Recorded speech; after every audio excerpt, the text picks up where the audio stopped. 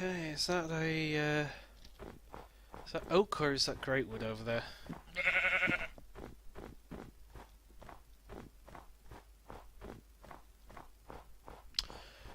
Or is it witchwood?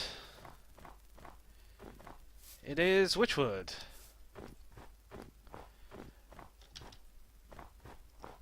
Witchwood being Ars Magica, so I'd need to find an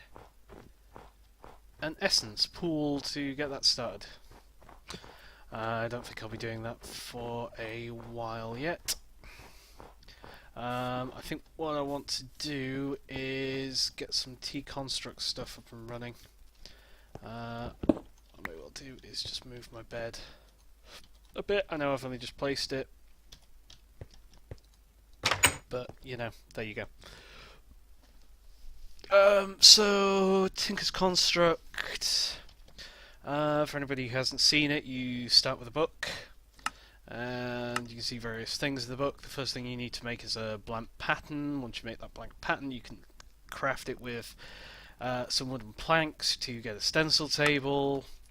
Crafting it with a log gets you the part crafter. Crafting it with a chest gets you a pattern chest. Crafting it with a tool station gets you the crafting it with a crafting table gets you the tool station, which you can later upgrade to the tool forge, which lets you make some huge things.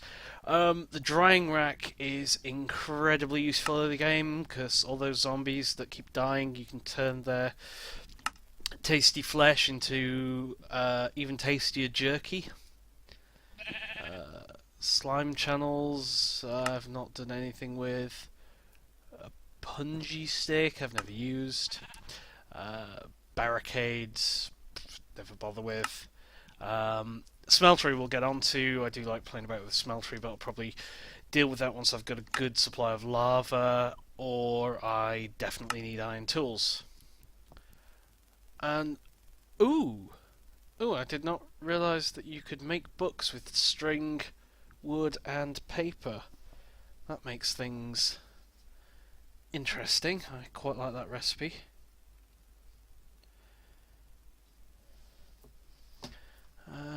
It shows how long it's been since I read through this.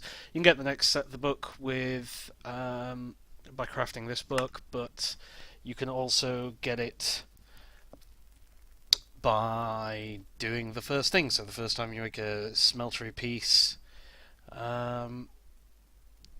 you get the books.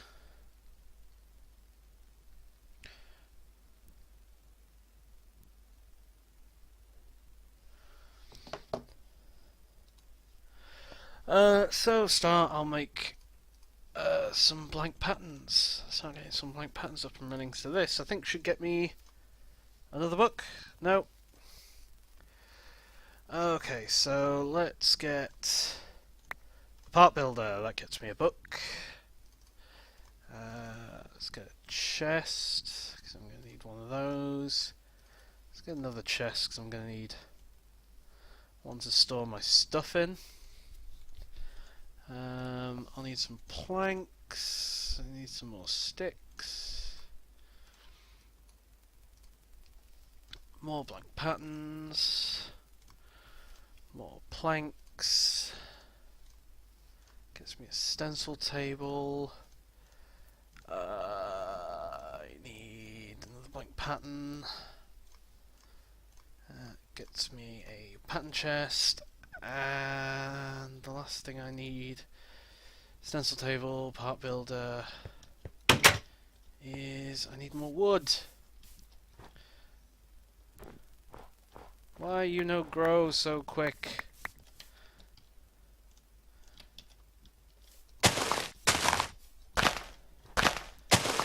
Plant these saplings.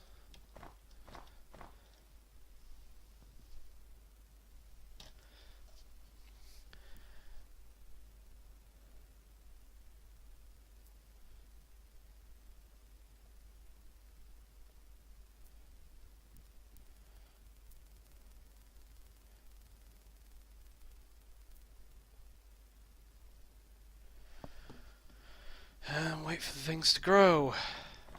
Come on. I need wood. I suppose I could just go over here and get wood.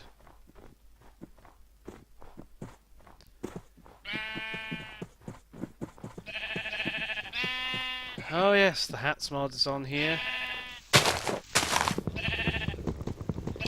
Figure out the key for doing that at some point. I think it's V.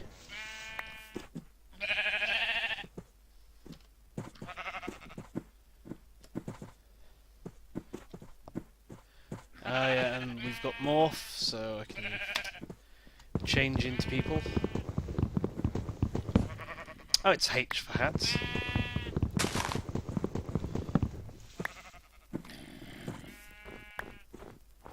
And I should probably set myself a waypoint for actually making sure that I know where home is, just on the off chance. Ah, now you grow when I'm not looking at you. Well, fine. Be like that tree.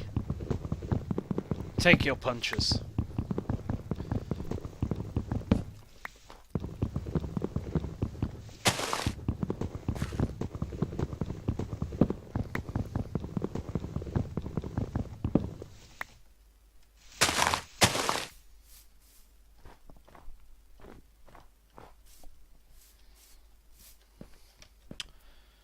Right, door, close.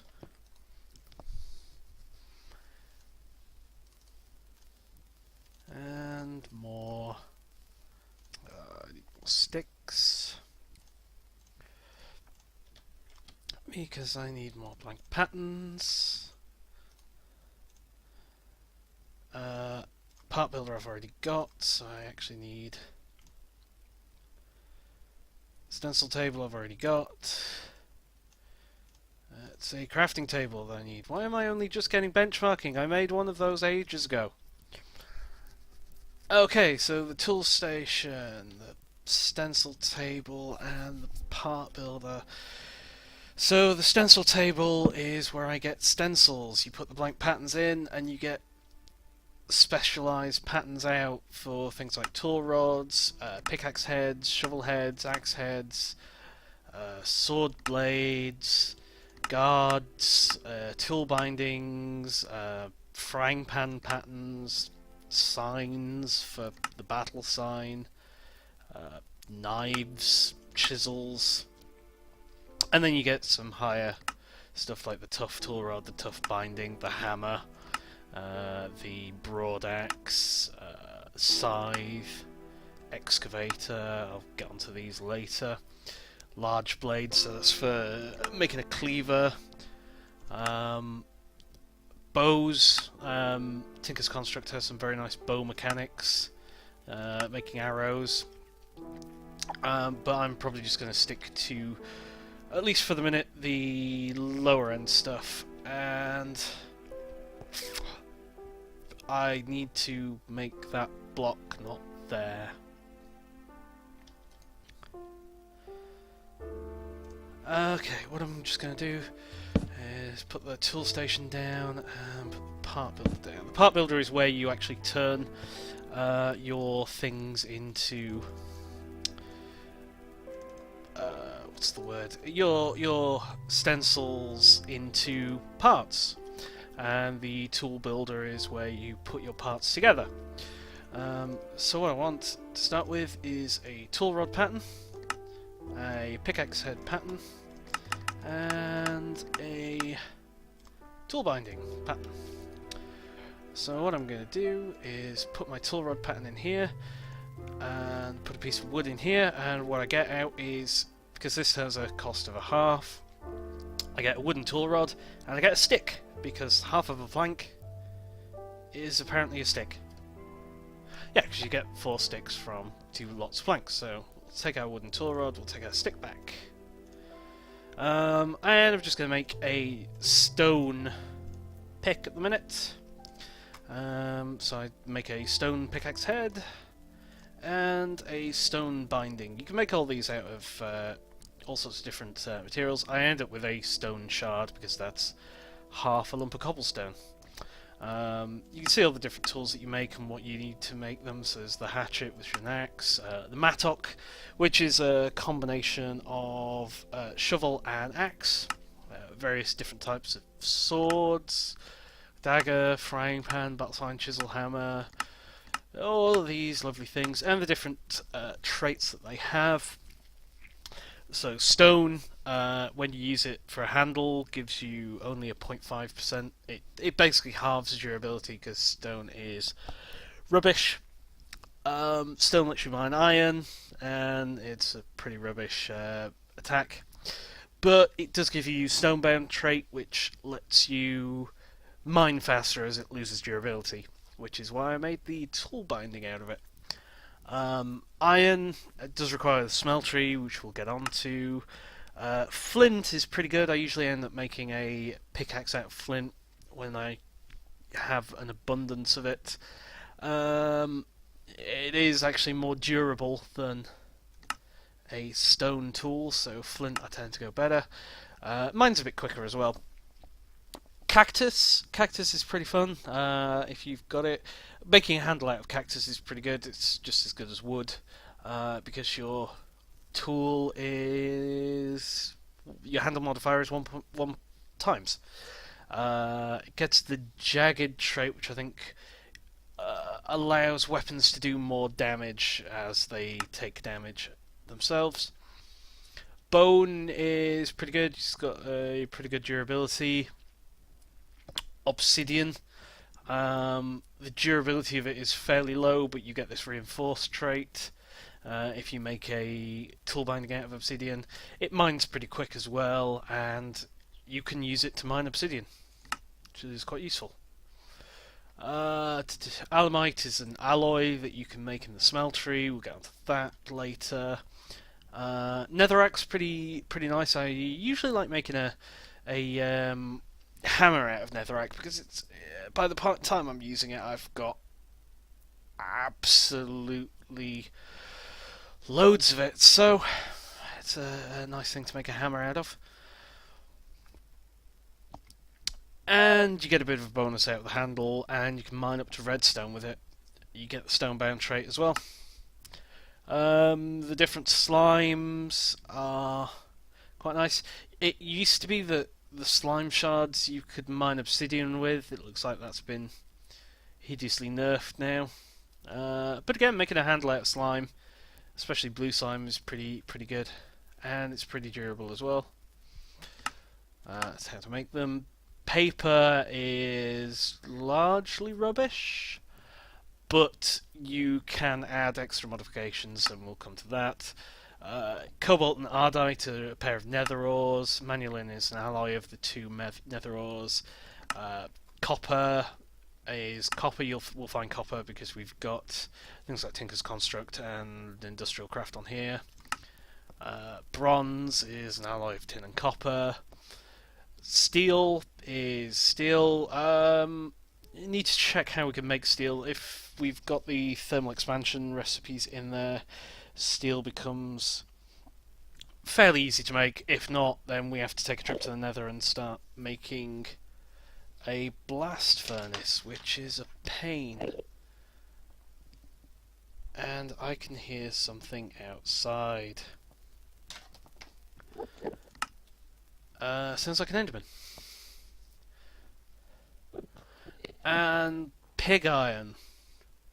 I have never made anything with pig iron. But apparently whatever you do make out of it is tasty, so there's that.